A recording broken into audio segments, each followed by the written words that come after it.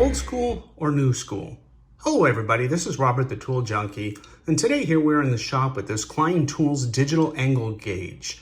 And I gotta be honest, when this first came into the shop here to take a look at, I wasn't so sure. I'm an old school guy. I love an old level just like this with a nice little bubble.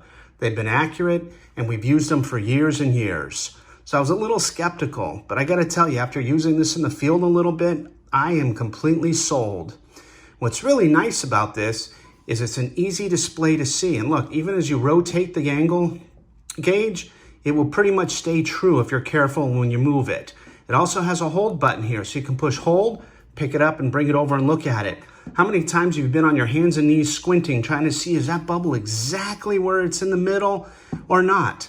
Now you never have to do that again. Just pick it up and there you go. And it does more. We'll just unhold that there. It does more than just the horizontal. It does vertical. And when you turn it vertical, you'll see that the display also turns vertical with you. So it's easy to read that way.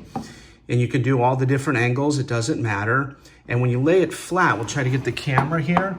It gives you kind of a bullseye. So if you need to find your bullseye in the middle, boom, there you go. Pretty easy to find that. The other nice thing here is if you push this hold button for 3 seconds, it opens up a menu. So here you can set the angle. You have an auto off timer. You can reset the factory settings. You can calibrate it and you can change language. But here on the set the angle, when you push that, we currently have it set for 45 degrees. And you see down here, there's an alarm setting and it says off right now.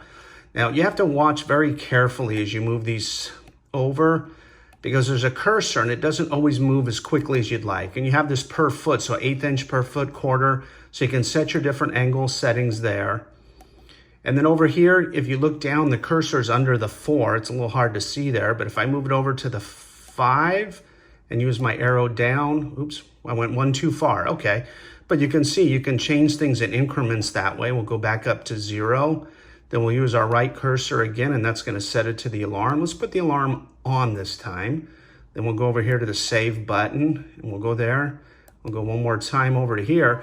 Now, as you watch this, when we come up and get close, I'm kind of holding it so it faces the camera a little bit. This is not exactly accurate, but when you get close to 45 degrees, you're gonna hear that alarm go off. There, hear it? And see when the change color, that means we hit 45 or within the tolerance. So we have a dark screen, no alarm. As we get close, we should hear our alarm beeping in. So I think it beeps in about 44 degrees, and then within a couple hundredths, you get a change of color, so you know you're there. Real easy to see that way. Boom, come on down. The alarm stops. We're back down to where we are now. You can change that to whatever angle you need. So if you're trying to work, especially if you're in the dark or working semi-blind, you can just put it on there. The other nice thing is you got a couple magnets on this side, and you got a little bit of a V angle here on the top side, so you can put that, say, on a corner of something. But here, works great with conduit, piping. Doesn't matter what angle you are, because that magnet holds nice and tight. So, old school or new school, they've sold me. I'm new school now. The Klein angle gauge.